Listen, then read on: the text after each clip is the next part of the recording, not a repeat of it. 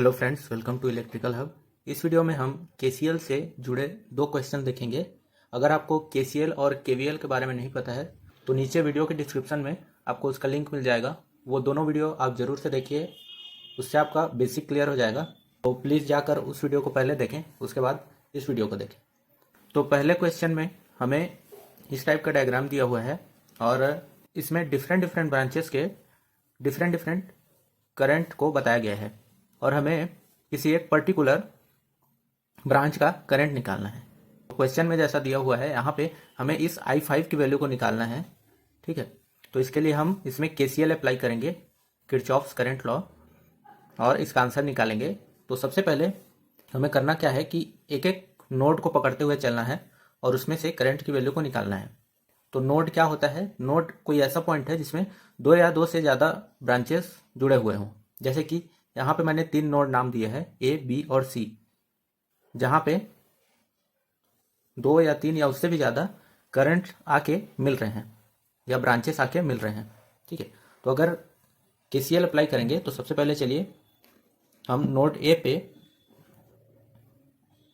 KCL apply करते हैं, ठीक है। तो नोड A पे KCL कैसे अप्लाई करेंगे?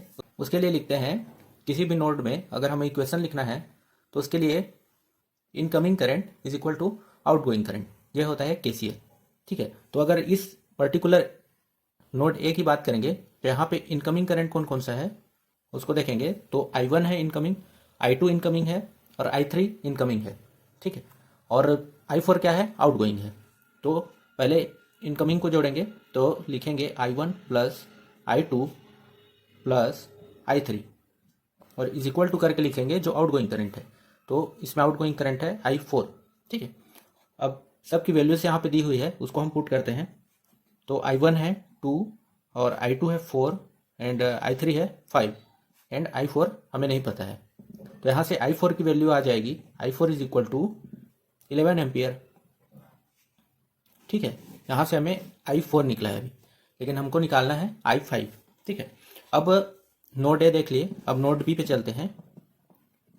नोड B पे अगर KCL अप्लाई करेंगे तो यहाँ पे incoming is equal to outgoing लिखेंगे तो क्या क्या हो गया देखिए। इनकमिंग कौन सा है? केवल I4 ही इनकमिंग है यहाँ पे और बाकी सब आउटगोइंग है, ठीक है। तो यहाँ पे लिखेंगे I4 is equal to I5 plus I plus I6, ये तीनों, ठीक है।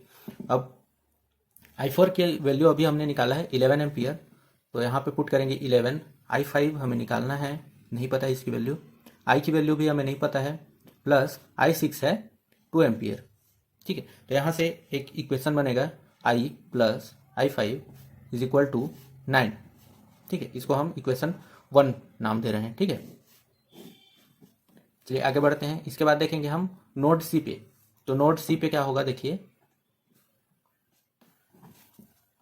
नोड C पे सिर्फ एक इनकमिंग है और दोनों आउटगोइंग है। तो यहाँ पे इक्वेशन बनेगा I is equal to I7 plus I8, और I7 और I8 की वैल्यू हमें क्वेश्चन में ही दी हुई है। तो I इज इक्वल टू आ जाएगा, I7 कितना है 4 और I8 है 3। तो यहाँ से हमें I निकल कर आएगा 7 एम्पियर, ठीक है। अब इस I की वैल्यू को हम इक्वेशन 1 में पुट करेंगे, इसको इक्वेशन 2 याद नाम रख देते हैं। और इक्वेशन 2 की वैल्यू को अगर इक्वेशन 1 में पुट करेंगे तो इक्वेशन क्या हो जाएगा, ये वाला इक्वेशन जो है वो 7 plus I5 is equal to 9। तो यहाँ से अगर I5 निकालेंगे तो I5 कितना आ जाएगा 2 एम्पियर, और इसी को तो हमें निकालना था I5, तो ये हमारा आंसर हो जाएगा। तो इस तरह ऐसे क्वेश्चंस को देख के घबराना नहीं है। आपको अगर KCL का बेसिक पता है तो ऐसे क्वेश्चन को आप चुटकियों में बना सकते हैं। चलिए अपने दूसरे क्वेश्चन की ओर बढ़ते हैं। आई होप कि आपको पहला क्वेश्चन बहुत आसानी से समझ आया होगा। अगर आपको वो समझ आ गया तो ये भी समझ आ जाएगा। बस देखने में ऐसा लग रहा है कि क्वेश्चन टफ है, लेकिन अगर आप पॉइंट टू पॉइंट बनाते चलेंगे तो क्वेश्चन आसानी से सॉल्व हो जाएगा। यहाँ पर भी हमें नोड टू नोड कैलकुलेशन करना है, ठीक है। यहाँ पे भी हमने 3 नोड नाम दिया है A, B और C, और अब ब्रांचेस देख सकते हैं कितने सारे ब्रांचेस हैं, पर आपको क्वेश्चन देख के डरना नहीं है, ठीक है। तो चलिए सॉल्व करते हैं। तो सबसे पहले हम नोड A पे KCL अप्लाई करते हैं, ठीक है, इस नोड पे। तो इस पर incoming is equal to outgoing करेंगे तो यहाँ इनकमिंग कौन सा है, I7 है, I7, और दोनों आउटगोइंग है I8 और I9। तो I8 प्लस I9। अब I7 की वैल्यू तो हमें नहीं पता है, तो I7 को I7 लिखेंगे, और I8 1 है प्लस I9 भी 1 है। तो यहाँ से I7 is equal to 2 ampere. ठीक है, अब नोड बी पे बढ़ते हैं। तो नोड बी पे देखेंगे तो incoming is equal to outgoing लिखेंगे। अगर केसीएल अप्लाई करेंगे तो क्या होगा, देखिए इक्वेशन, I4 प्लस I3 जो कि इनकमिंग करंट है is equal to I7 plus I5 plus I6। ठीक है, ये वाला I6 है। अब सबकी वैल्यूज को पुट करते हैं। तो I4 हमें नहीं पता है, I3 भी नहीं पता है। ठीक है, उसको हम आगे निकालेंगे। और I7 दिया है क्या, हाँ I7 हमने अभी निकाला 2 एम्पियर। ठीक है, प्लस I5 दिया हुआ है 2, प्लस I6 दिया हुआ है 1। ठीक है, तो यहाँ से इक्वेशन बनेगा I4 plus I3 is equal to 5, और इसको हम इक्वेशन 1 नाम दे रहे हैं। ठीक है, अब आगे बढ़ते हैं। नोड सी पे देखेंगे, इस नोड पे। तो नोड सी पे अगर हम केसीएल अप्लाई करेंगे तो क्या होगा, इक्वेशन देखिए।